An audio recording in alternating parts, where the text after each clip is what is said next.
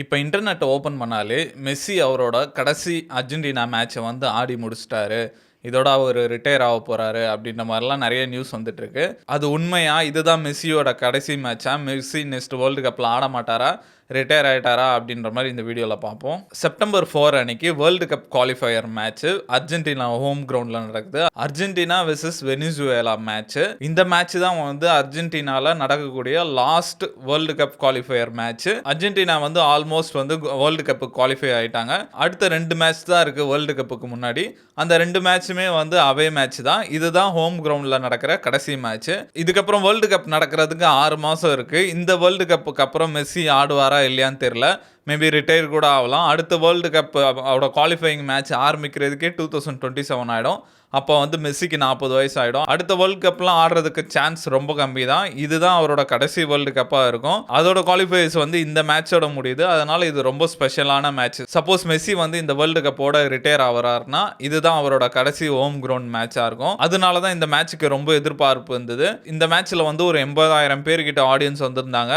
அந்த warm up training section நடக்கும்போதே பார்த்தா அவ்வளோ பேர் வந்து மெஸ்ஸி மெஸ்ஸின்னு கத்திட்டு இருந்தாங்க. மெஸ்ஸியை வந்து லைட்டா கண் கலங்கிட்டாரு அப்படின்னு தான் சொல்லணும். அதுக்கப்புறம் வந்து மேட்ச் ஸ்டார்ட் ஆயிடுச்சு. மெஸ்ஸி வந்து அவரோட 3 பசங்களுமே கூட்டு வந்திருந்தாரு. அதே மாதிரி ஆடியன்ஸ்ல வந்து மெஸ்ஸியோட ஒய்ஃப், மெஸ்ஸியோட ஃபேமிலி எல்லாருமே இருந்திருந்தாங்க. என்னதான் வந்து அர்ஜென்டினா ஆல்ரெடி குவாலிஃபை ஆயிருந்தாலும் இந்த மேட்ச்லயுமே 3-0ல வந்து அவங்க வின் பண்ணிட்டாங்க. மெஸ்ஸி வந்து 2 கோல் அடிச்சிருந்தாரு. அந்த 2 கோலுமே பார்த்தா இப்போ நம்மளுக்கு ஒரு வாழை இலை போட்டு பிரியாணி போட்டு இந்தாப்பா சாப்பிடுப்பான்னு கொடுத்தா எப்படி இருக்கும், அந்த மாதிரி 2 கோலுமே செம்மையா அசிஸ்ட் பண்ணியிருந்தாங்க.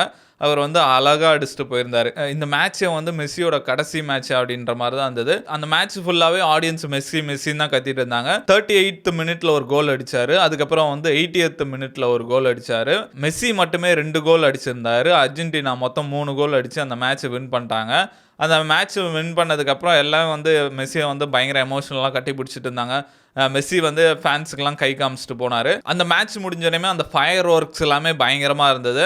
அந்த போஸ்ட் இன்டர்வியூலையுமே மெஸ்ஸி கிட்ட கேட்டிருந்தாங்க, என்ன மெஸ்ஸி இதுதான் உங்கள் லாஸ்ட் மேட்சா, ரிட்டையர் ஆகுறீங்களா, வேர்ல்டு கப்பில் ஆட மாட்டிங்களா அப்படின்ற மாதிரி கேட்டாங்க. மெஸ்ஸி வந்து அதுக்கு நான் இன்னும் வேர்ல்டு கப்பை பற்றி டிசைட் பண்ணல, இன்னும் 6 மாதம் இருக்குது, match by match day by day பார்க்கலாம், இப்போ உடம்பு சப்போர்ட் பண்ணிச்சுன்னா எனக்கு அந்த ஃபீலிங்ஸ் கரெக்டாக இருந்ததுன்னா கண்டிப்பாக நான் ஆடுவேன் அப்படின்ற மாதிரி சொல்லியிருக்காரு. ஸோ யாரும் வருத்தப்பட வேண்டியதில்லை, இது மெஸ்ஸியோட கடைசி மேட்ச் கிடையாது. போகிற போக்க பார்த்தா கண்டிப்பாக வேர்ல்டு கப் ஆடுவார் அப்படின்னு தான் சொல்லணும்.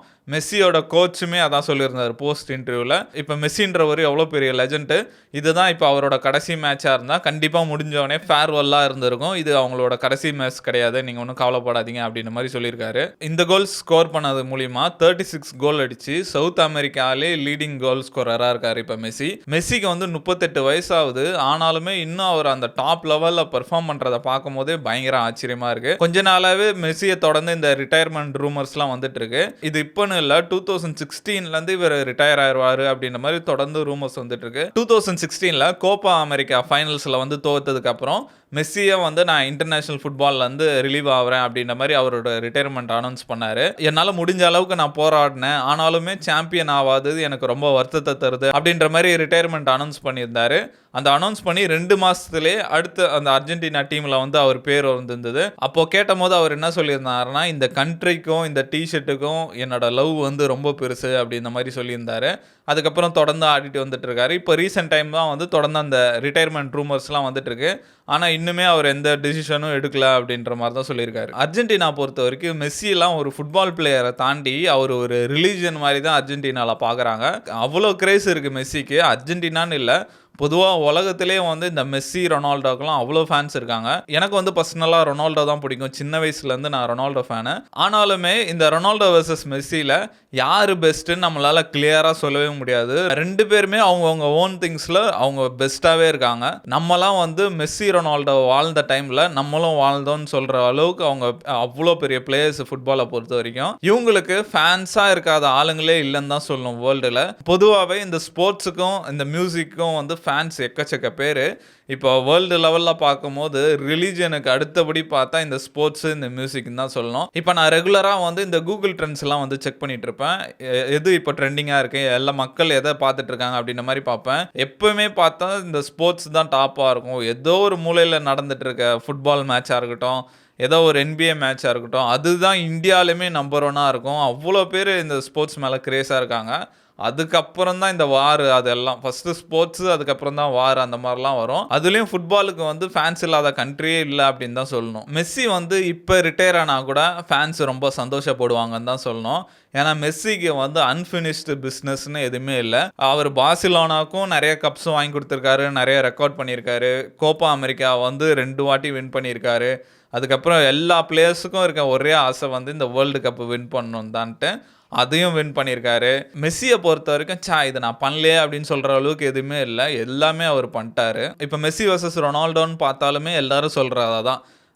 மெஸ்ஸி வந்து வேர்ல்டு கப் வின் பண்ணிட்டாரு. ரொனால்டோ வந்து இன்னும் வேர்ல்டு கப் வின் பண்ணல அப்படின்ற மாரி தான் எல்லாம் சொல்லுவாங்க. அந்த அளவுக்கு மெஸ்ஸி பண்ணாததே இல்ல. எல்லாமே பண்ணிட்டாரு. மெஸ்ஸியோட சில கெரியர் ஹைலைட்ஸ்லாம் பார்த்தோம்னா, மோஸ்ட் கோல்ஸ் ஃபார் அர்ஜென்டினா யாருன்னா மெஸ்ஸி தான். 114 கோலு. அவரு தான் ஆல் டைம் ஹை ஸ்கோரரா இருக்காரு. அதே மாரி மோஸ்ட் கேப்ஸ் யாருன்னு பார்த்தா அதுவும் மெஸ்ஸி தான். இதுவரைக்கும் 194 மேட்ச்ல வந்து அவர் கலந்திருக்காரு. அதே மாரி இவர் 5 வேர்ல்டு கப்ல ஆடியிருக்காரு. 2006ல இருந்து 2022 வரைக்கும். அடுத்த முக்கியமான அச்சீவ்மென்ட் வந்து இந்த வேர்ல்டு கப் லெகசி. 2022ல அர்ஜென்டினாக்கு வேர்ல்டு கப் வாங்கி கொடுத்தாரு. அதே மாரி பிளேயர் ஆஃப் த டோர்னமெண்ட்டும் வின் பண்ணாரு. அவருக்கு ஒரு கோல்டன் பாலும் கிடைச்சது. இவர் தான் first to score in all knockouts and group stages அப்படின்ற மாதிரி சொல்றாங்க. அதே மாதிரி அடுத்த அச்சீவ்மெண்ட் வந்து கோப்பா அமெரிக்கா. இவர் 2021லயும் 2024லயும் அர்ஜென்டினாக்கு கோப்பா அமெரிக்கா வாங்கி கொடுத்திருக்காரு. இவர் 2024ல அந்த இன்ஜுரியோட அந்த கப்பை லிஃப்ட் பண்ணி காமிச்சாரு. அதுக்கப்புறம் வந்து இவர் கோல் போட்ட ரெக்கார்ட்ஸ் எல்லாம் பார்த்தா அவ்வளோ ரெக்கார்டு வச்சிருக்காரு. இந்த மாதிரி டைரக்ட் கோலா இருந்தாலும் சரி, அசிஸ்ட் இருந்தாலும் சரி, direct free kick, hattricks, man of the மேட்ச்ன்ட்டு அவ்வளோ ரெக்கார்டு வச்சிருக்காரு. அதே மாதிரி இவர் ரீசெண்டா தான் அவரோட 800வது கோல் அடிச்சிருந்தாரு. இந்த ஒரு விஷயத்துல தலைவன் வந்து ரொனால்டோ கீழே தான் இருக்காரு. ரொனால்டோ வந்து 1000 கோலை நோக்கி போயிட்டு இருக்காரு. ஸோ இந்த மாதிரி மெஸ்ஸியோட ரெக்கார்டை பத்தி சொல்லணும்னா சொல்லிட்டே போலாம். அவ்வளோ விஷயம் பண்ணியிருக்காரு மனுஷன் லைஃப்ல. என்னை பொறுத்த வரைக்கும் மெஸ்ஸியும் ரொனால்டோவும் கம்பேர் பண்ணா, ரொனால்டோன்றவர் ஒரு சூப்பர் ஹியூமன் மாதிரி. அவர் ஃப்ரீ கிக்கா இருக்கட்டும், அவரோட ஃபிசிக்கா இருக்கட்டும், அவரோட ஸ்டாமினா இருக்கட்டும், எல்லாமே வந்து ட்ரெயின் பண்ணி அவர் பக்காவா இருக்க மாதிரி இருக்கும். மெஸ்ஸியை பொறுத்த வரைக்கும் மெஸ்ஸி ஒரு ஏலியன் மாதிரி ஷார்ட்டாக தான் இருப்பார். ஆனால் எவ்வளோ பேர் வந்தாலும் அந்த பால் வந்து அவர் காலை விட்டு 2 அடிக்கு மேலே போகாது. அந்த ட்ரிபிளிங் பண்ணி போயிட்டே இருப்பார். அதை பார்க்கும்போதே நம்மளுக்கு இவர் என்னடா ஏலியனா இவர் அப்படின்ற மாதிரி தான் இருக்கும். அவ்வளோ சூப்பராக இருக்கும் அவரோட ட்ரிபிளிங்லாம் பார்க்கும்போது. என்னதான் இவங்க இவ்வளோ பெரிய லெஜெண்டாக இருந்தாலும் அவங்களோட கெரியரில் லாஸ்ட் ஸ்டேஜில் இருக்கிறது பார்க்கும்போது நம்மளுக்கே கொஞ்சம் கஷ்டமாக தான் இருக்குது. என்னடா இது எல்லாருக்கும் வயசாயிட்டு இருக்கே அப்படின்ற மாதிரி தான் இருக்குது. இதெல்லாம் வச்சு பார்க்கும்போது மெஸ்ஸிக்கு கண்டிப்பாக இது அவரோட கடைசி மேட்சாக இருக்காதுன்னு தான் நினைக்கிறேன். ஏன்னா கண்டிப்பாக வந்து அர்ஜென்டினாவே வந்து ரொம்ப எதிர்பார்ப்பாங்க. அவரோட ஃபேர்வெல் மேட்ச் வந்து செம்ம பிரம்மாண்டமாக பண்ணும் அப்படி தான் நினைப்பாங்க. மெஸ்ஸியாக இருந்தாலும் சரி, ரொனால்டோவாக இருந்தாலும் சரி, அவங்களோட ஃபேர்வெல் மேட்ச் வந்து சிம்பிளாக முடிஞ்சிடக்கூடாது. அது வேறு லெவலில் தான் நடக்கணும். கண்டிப்பாக நடக்கும். அதுக்காக நம்ம வெயிட் பண்ணுவோம். நீங்கள் இந்த வீடியோ பற்றி என்ன நினைக்கிறீங்க? இதுதான் மெஸ்ஸியோட கடைசி மேட்சா? அதே மாதிரி வேர்ல்டு கப்பில் வந்து மெஸ்ஸியும் ரொனால்டோவும் ஆடுவாங்களா? அப்படி ஆடினா உங்களோட சப்போர்ட் யாருக்கு அப்படின்ற மாதிரி கமெண்ட்டில் சொல்லுங்கள்.